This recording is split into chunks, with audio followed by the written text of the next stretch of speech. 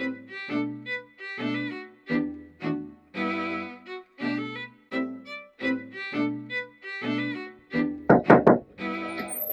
Dr. Ruby. Hey. I have a patient that just came into triage. She's a grand multip. She's having some abdominal pain, some slight bleeding. Her pressures are a bit low, and I can't find the fetal heart rate. I think you should come see her right away. Okay, of course. I'm on my way. I'm going to order 2 units of blood and then let's get out. This was a 42-year-old grand multip with advanced maternal age who presented after a syncopal episode with abdominal pain and vaginal bleeding, found to have an IUFD and grossly abrupting. The situation quickly escalated and she became hemodynamically unstable. A rapid response was called and she was emergently rolled to the operating room.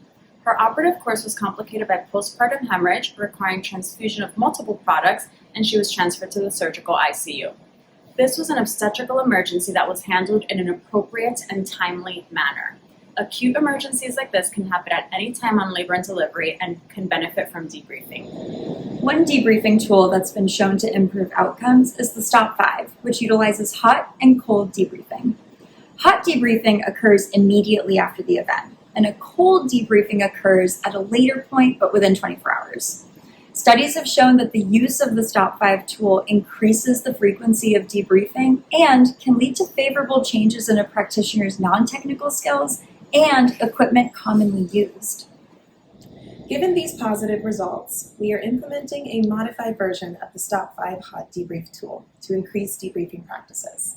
Stop 5 is an acronym that stands for summarizing the case, identifying things that went well and opportunities to improve, and addressing possible points to action and responsibilities.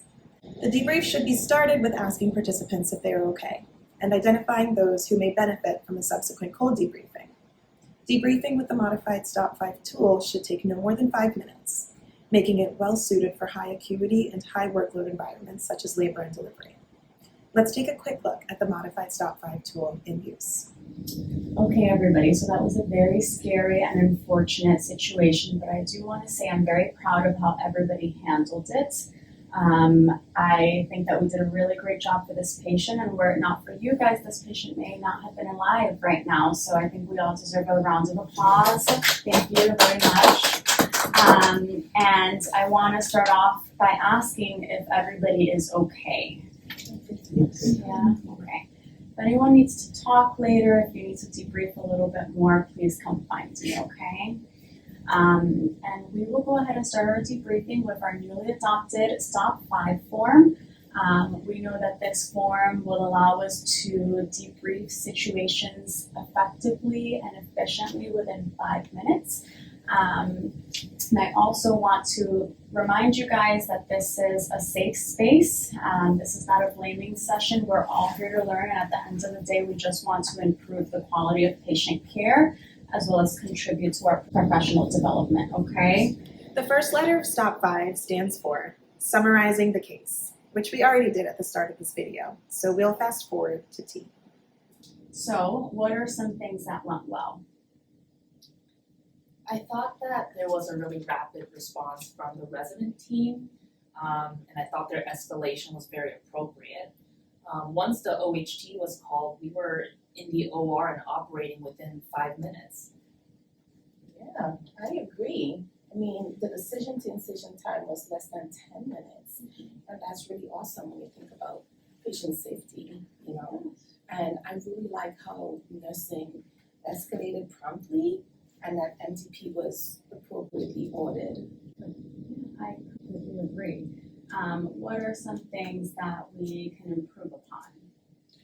I think we should change from having, to have the non-latex gloves in the stat trays as opposed to the latex gloves, because we do have to take care of our staff. So some people may have allergies to the latex. So that's I totally agree. We do have to continue to take care of each other as well, even amidst emergencies.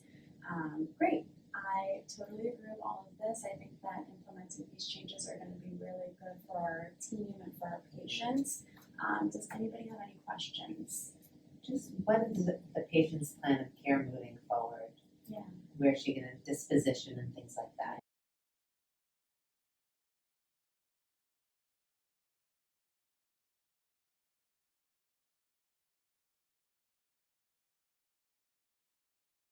All right, thank you so much, everybody. Great job. Thank you. Thank you for watching this brief video on the importance of debriefing and the modified Stop 5 hot debrief tool developed by Dr. Craig Walker and his team in Edinburgh, Scotland.